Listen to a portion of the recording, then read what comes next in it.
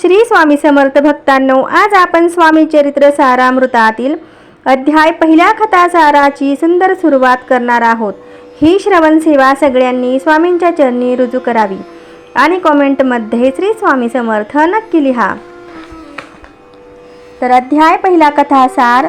श्री गणेशाय, श्री सरस्वती, श्री गुरु, श्री कुलदेवता तसेच श्री अक्कलकोट निवासी पूर्ण दत्तावतार यतिवर्य श्री स्वामीराज यांना वंदन करून ग्रंथरचयिते कैलासवासी विष्णू बळवंत थोरात यांनी श्री स्वामी चरित्र सारामृत या नित्य पठनोपयोगी पोथीच्या लेखनाला प्रारंभ केला आहे।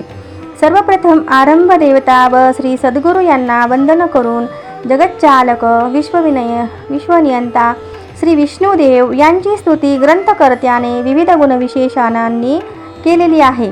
श्री विष्णुदेवांचे सगुण रूप वर्णन, त्यांची आयुधे आणि वाहन यांची महती वर्णन करून पुढे ज्यांची महती वर्णन करण्यास वेदही असमर्थ ठरले त्या महाविष्णू अवतारापाशी श्री स्वामी चरित्र सारामृत निर्विघ्नपणे लिहून पूर्ण हो असे अर्जवही करण्यात आलेले आहे। त्यानंतर ब्रह्मकुमारी शारदा गुरुवर्य माता पिता यांना ग्रंथकर्त्याने वंदन केले असून त्रिगुणात्मक त्रयमूर्ती अशा श्री दत्तात्रेयांचे स्मरण करताना कलियुगामध्ये क्षीण होत गेलेली धर्मवासना पुन्हा मूळ पदावर आणण्यासाठी अवतरलेल्या अत्रिपुत पुत्र श्री दत्तात्रेयांची महती कथन करून ग्रंथकर्त्याने पुढे कवी व्यास, वाल्मिकी, कालिदास, वामन, श्रीधर आणि तुकारामादी संत कवी तसेच पंत कवींनाही आदरभावे वंदन केलेले आहे।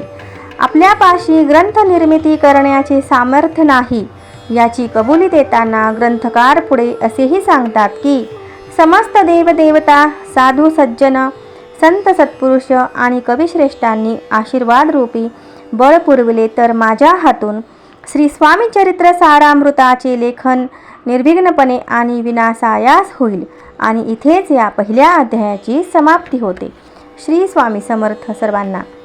तर पहिल्या अध्यायाची फलश्रुती अशी आहे की घरात सुख शांती नांदते, चित्तवृत्ती स्थिर होते। तर हा पहिला अध्याय स्वामींच्या चरणी आपण रुजू करूया। श्री स्वामी समर्थ। जय जय स्वामी समर्थ। श्री स्वामी समर्थ। अध्याय दुसरा कथासार। जे मनात अपेक्षा धरून सद्गुरूंची भक्ती करतात त्यांचे मनोरथ पूर्ण होतात आणि जे मनात कसलीही अपेक्षा न धरता निष्काम भावनेने सद्गुरू भक्तीत रमतात त्यांना मोक्ष अर्थात कैवल्य पदाची प्राप्ती होते। श्री गुरुचरित्रामध्ये श्री दत्तात्रेयांचे द्वितीय अवतार श्री नृसिंह सरस्वती कर्दळी वनात गुप्त झाल्याची कथा आहे। हेच पुढे लोकोद्धार करण्यासाठी श्री स्वामी समर्थ यांच्या रूपाने अक्कलकोटी स्थिर झाले अशी धारणा आहे।